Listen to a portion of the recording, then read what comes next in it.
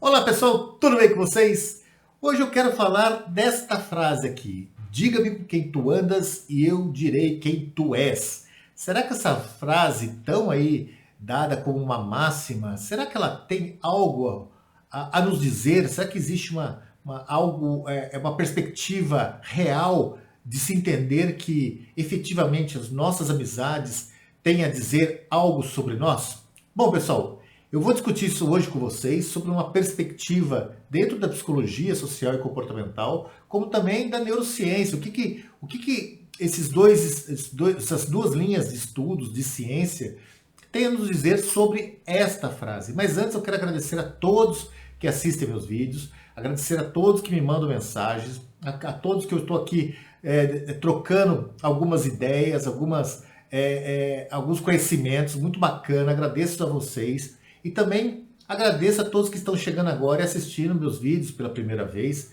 É um prazer, se sintam abraçados. A ideia desse canal sempre é co-criar conhecimento. Aqui ninguém traz a verdade, ninguém traz as certezas, mas sim reflexões, dados científicos, pesquisas, sobre tudo aquilo que tem a ver com o comportamento humano. Especificamente psicologia comportamental, social e neurociência. Então se sintam abraçados, se sintam à vontade de mandar questões, de deixar aí nos comentários, concordando ou não com aquilo que eu estou trazendo aqui para a gente refletir. A ideia é justamente essa, a gente a partir de uma isca de conhecimento, a gente pensar um pouco mais, ir além e entender melhor as nossas relações humanas, as nossas relações com a vida.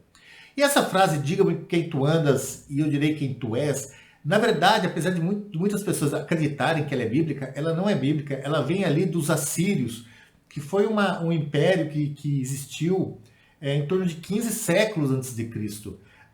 E ali que surge essas primeiras conversões de ideias para se entender as relações humanas. Perceba que estudar o comportamento humano não é de hoje. Se você for buscar na história, isso tem traços muito antes de Cristo.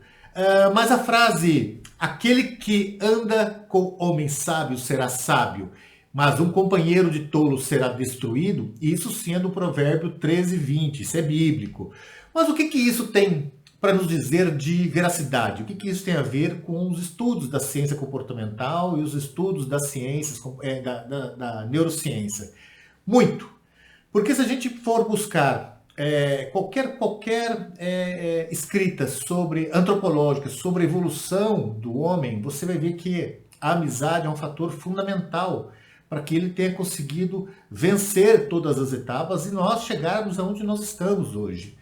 Na verdade, o ser humano, desde ali dos princípios, desde ali da pré-história nossa ali, dos princípios evolutivos, da cadeia evolutiva do homem, ele sempre buscou se conciliar com aquele no qual ele entendia se parecer, se identificar, ser semelhante. Por quê? Porque era uma maneira deles se sentirem seguros e juntos, formando um grupo, conseguir lidar com os predadores, além de em grupo conseguir alcançar alimentos para que fosse possível ser suficientes para todos que pertencessem àquele grupo. Ou seja, era uma maneira segura, não só de se alimentar, mas de se proteger e de prevalecer ali o fundamento da característica da vida, que é a procriação, ou seja, você crescer, você fazer a vida nascer.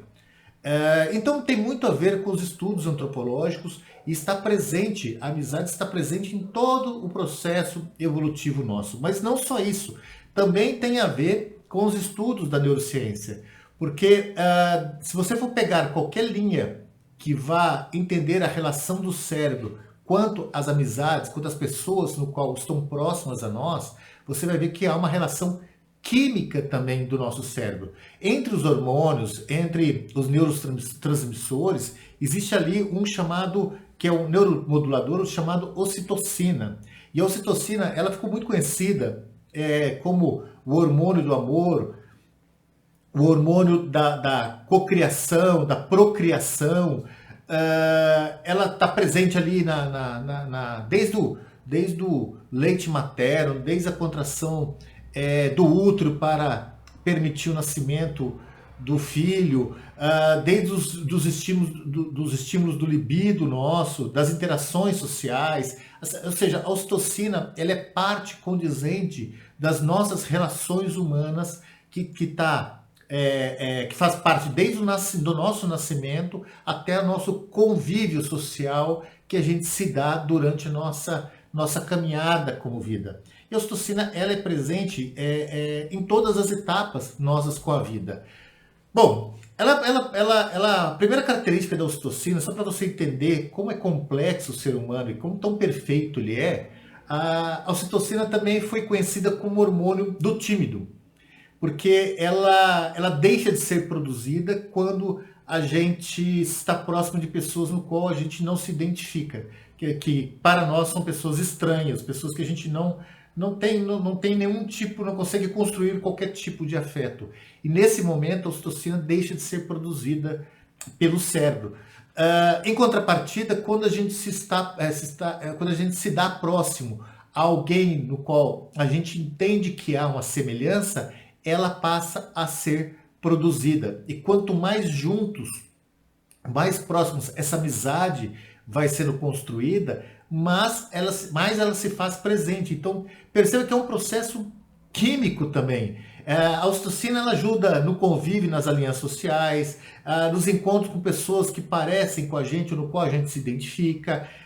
Ela tem ela está diretamente relacionada com o sentimento de pertencimento e reconhecimento, que eu sempre falo que é uma das características da necessidade do ser, se sentir pertencente, se sentir reconhecido. Quando o ser humano tem essa sensação diante o ambiente no qual ele se faz presente, a ocitocina também é produzida e traz essa condição de afeto, essa necessidade de estar próximo, essa necessidade de fazer, de dar continuidade a uma amizade, porque é como se fosse realmente um fator de afeto, um fator amoroso, um fator de, como se diz no interior, né, de pele, de estar próximo da pessoa, porque aquela pessoa nos faz bem. E a ocitocina é produzido quando nós estamos próximos dos nossos amigos.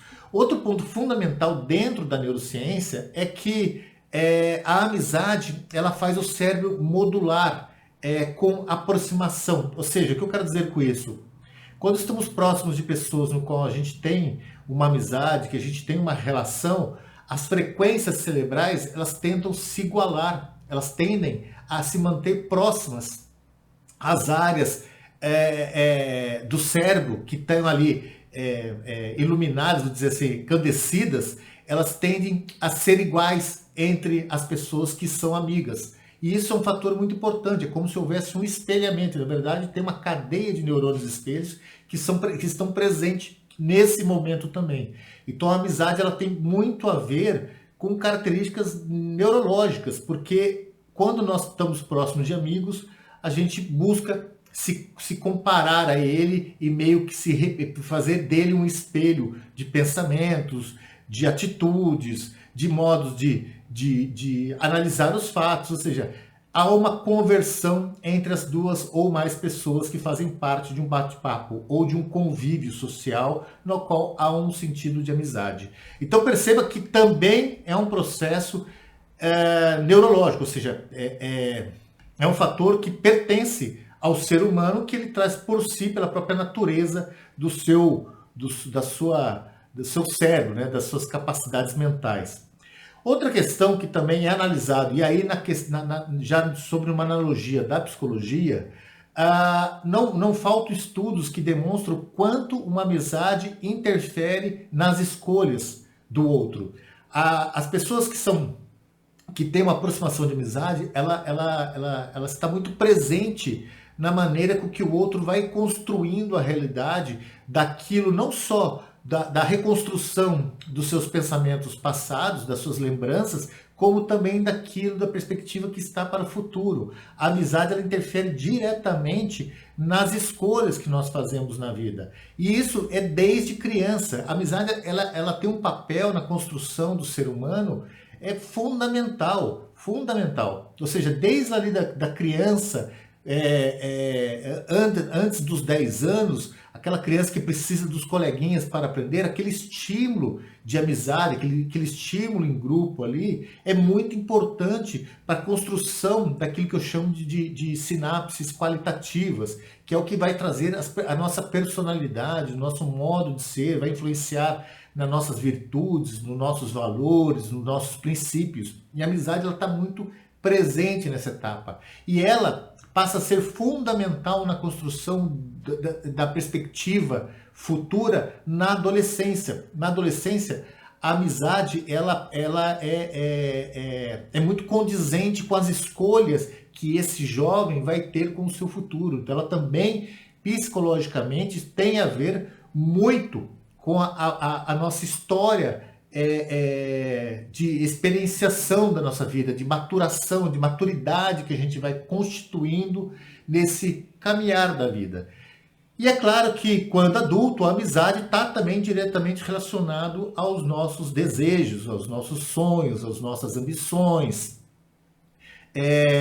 Diga com quem andas, que eu direi quem tu és, tem muito a ver com isso. Por quê? Porque a nossa perspectiva futura, que se faz muito presente na fase adulta, quando a gente entra nesse processo de ser adulto, que é quando o córtex pré-frontal ele termina de ser ali constituído, construído, que surge as questões empáticas, questões executivas como é que eu posso dizer, mais qualitativas nossas do ser humano, essa perspectiva que a gente faz do momento que a gente se torna adulto com o futuro nosso, a amizade vai sempre também estar relacionada. Ou seja, se você anda com pessoas que têm um otimismo, tem uma perspectiva de vida ampla, que tem traz consigo uma quantidade de experiências, uma quantidade de conhecimento, uma maneira flexível de ver a vida, uma maneira organizada, estruturada, isso tende a nos contaminar, tende a nos instruir, a nos parecer com essa pessoa, e por isso a gente também vai tender a buscar aquilo que aquela pessoa tem de melhor. E isso está muito vinculado à amizade, está muito direcionado à amizade. Então, se você tem um sonho, tem desejos muito mais ambiciosos do que aqueles que você tinha com as suas amizades lá do colégio, da faculdade, você vai ver que automaticamente você vai buscar se acolher com outras amizades que saem daquela referência que você tinha anterior. Isso acontece muito nos encontros de faculdade, né? Quando você se encontra com a sua turma de faculdade, existem pessoas que estão muito adiante nas suas ambições de conquistas do ser e do ter, e outras pessoas que estão muito além, muito aquém das nossas conquistas como ser. E se você vai ver que a gente tem pessoas que a gente não consegue, apesar de grande amizade passada, a gente não consegue mais dar sentido, não tem mais significado aquela amizade. Tem pessoas que a gente vai buscar ter sentido, vai buscar construir essa amizade, justamente porque tem a ver com a nossa perspectiva futura. Então, a própria amizade, ela vai se dando como um filtro nosso da nossa própria ideia do que a gente espera de nós mesmos. E isso acontece tanto de algo que está além daquilo que a gente quer buscar como uma questão de ambição, ou seja, de estar além, de ser melhor, construir algo maior, como também pode nos fazer a deixar nossos sonhos, a nos sentir depressivos, a nos apequenar. O que eu quero dizer com isso? Que em momentos, por exemplo, vamos pegar aqui, por exemplo, a pandemia, um momento de sofrimento, de dor, ou de depressão, ou de angústia, nós nos colocarmos e buscarmos amizades nos darmos por inteiro amizades que são, junto com pessoas depressivas, com pessoas apequenadas, isso pode também nos contaminar, porque como a gente está emocionalmente e sentimentalmente frágil, esse tipo de amizade apequenada pode nos conduzir a fazer parte, a integrar nosso modo de pensar. Então a gente também corre o risco, dependendo da maneira que a gente vê a vida, do momento que nós estamos presentes, a gente também sofre o risco de ser contaminado por amizades que talvez não nos pertenceria, não faria sentido se a gente estivesse bem com nós mesmos. Tem uma frase muito bacana, eu não vou lembrar quem é o filósofo, que ele fala o seguinte, que se você quer saber como você está com você, se você está bem, se você está de bem com a vida, se você está num processo de ascensão, um processo de crescimento, um processo de estruturação, de construção, olhe para os seus amigos. E isso tem muito a ver com a realidade daquilo que está acontecendo de fato com a nossa vida. E essa frase faz todo sentido também. Dê uma olhada às pessoas que estão do seu lado para ver se elas estão condizentes com aquilo que você está querendo com a sua vida, que você está querendo efetivamente constituir na sua caminhada, na sua jornada futura. Então, assim, se você não sabe muito bem onde você está agora, olhe para as suas amizades. Veja se elas condizem com os seus pensamentos, com os seus sonhos, com os seus desejos, com os seus anseios, porque elas têm muito a dizer para nós. E também a dizer para as pessoas que nos observam. As nossas amizades, ela está muito relacionada com o nosso modo de pensar, de ser. Aí tem uma dúvida que sempre me surge em palestra e treinamento, que é, mas Marcelo, as pessoas não escolhem por estar do lado de pessoas tóxicas, as pessoas não escolhem por estar do lado de pessoas abusivas, ou escolhem, ou isso é um fator que faz parte do nosso conceito dentro dos valores que a gente acha que pertence a nós. Não necessariamente. Conviver com pessoas tóxicas, tanto conviver com pessoas tóxicas como pessoas abusivas, tem diversas análises que precisam ser feitas. E o fato de você se permitir estar ao lado dessas pessoas, tanto tóxicas como abusivas, que são questões diferentes, eu procuraria um especialista da saúde mental para entender isso, porque isso pode estar relacionado a tantas questões que não teria uma resposta ou uma outra resposta. Mas, de fato, grande parte das pessoas que convivem com pessoas tóxicas tem pouca ou baixa autoestima. E pessoas que convivem com pessoas abusivas são pessoas que se sentem inseguras. Isso é muito, muito maluco, a gente querer entender de uma maneira tão didática, porque é uma questão retrospectiva da própria evolução da pessoa, da própria evolução da consciência que ela constrói dela mesma com a realidade da vida dela. Então é uma questão muito singular que depende de cada pessoa. Mas o fato é que pessoas tóxicas têm o poder de nos persuadir e pessoas tóxicas têm o poder de nos apequenar. E isso faz a gente se tornar dependente delas. Então, quando a gente está do lado das pessoas tóxicas, a gente pode se tornar não só tóxico, mas dependente dessa pessoa, porque normalmente existe ali algum transtorno por trás, como uma sociopatia, de certos graus e níveis, no qual essas pessoas têm habilidade de nos persuadir e de nos fazer se sentir pequenos, se sentir menores do que nós somos. E as pessoas abusivas também, elas colocam um senso de segurança em nós, principalmente quando nós estamos fragilizados, quando nós estamos adoecidos, quando nós estamos estressados, cansados, ou não estamos bem com a nossa relação, com a nossa própria relação com nós mesmos. Essas pessoas abusivas, elas aparecem como uma solução para a gente se sentir melhor. E quando a gente observa o abuso, a gente já se tornou dependente dessa pessoa. Então, se você está do lado de pessoas tóxicas ou pessoas abusivas, é preciso não só você se conscientizar, mas procurar ajuda externa para você sair dessa programação neurológica e química que você se tornou dependente. É muito comum as pessoas se tornarem efetivamente dependentes de pessoas tóxicas e abusivas, justamente por causa de fragilidades, por causa de processos químicos que a gente acaba desenvolvendo ao lado dessas pessoas, principalmente porque essas pessoas sempre tentam nos colocar para baixo e fazer dela o nosso herói, nossa razão de viver. E isso é uma habilidade concisa em pessoas que têm esse tipo de problema, e quase sempre, a pessoa tóxica nem sempre é um sociopata, mas são pessoas que têm características sociopatas, e uma pessoa abusiva, ela quase sempre é um psicopata ou um sociopata, e aí o nível dessa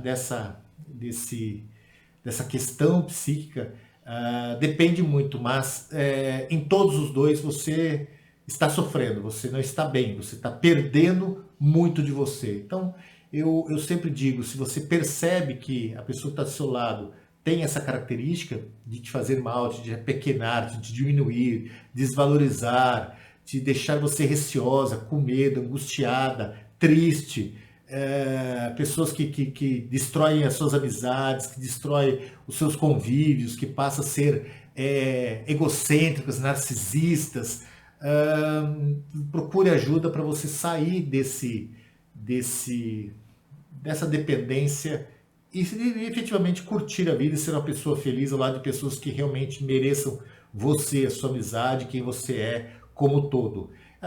E deixe essas pessoas que têm essas questões, procurar elas, os especialistas, ela procurar ajuda, porque não é você que vai fazer isso. Você não é capaz, nós não somos capazes de mudar as pessoas têm que querer mudar por si.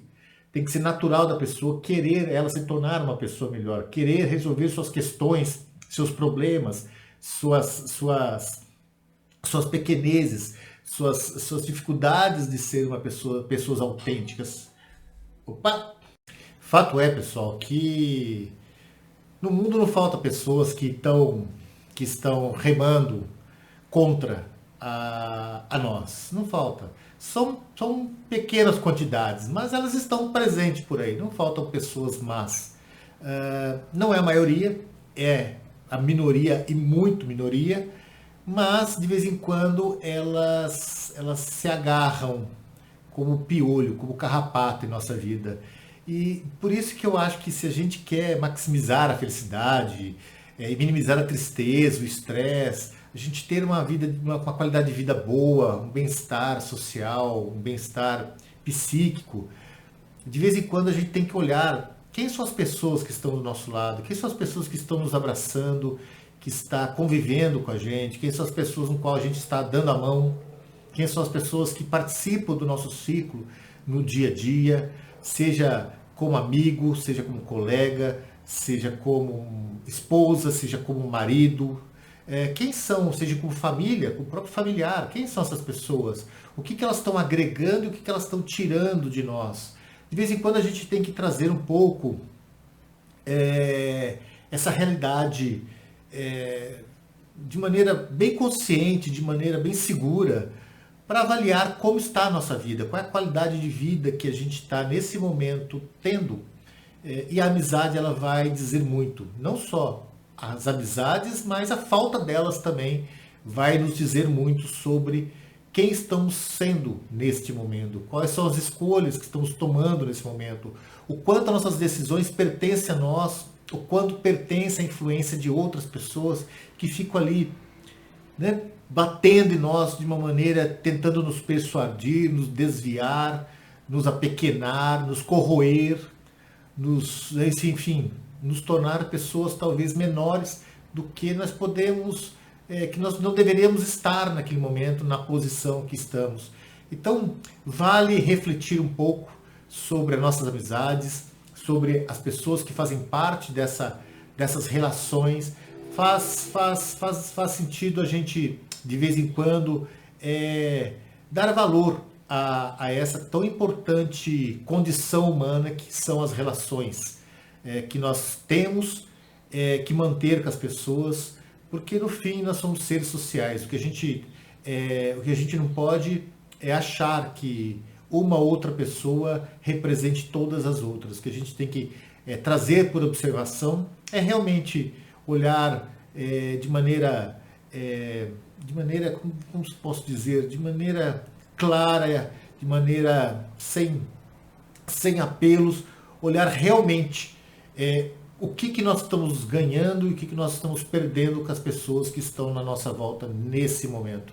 Será que está valendo a pena? Será que são pessoas realmente do bem?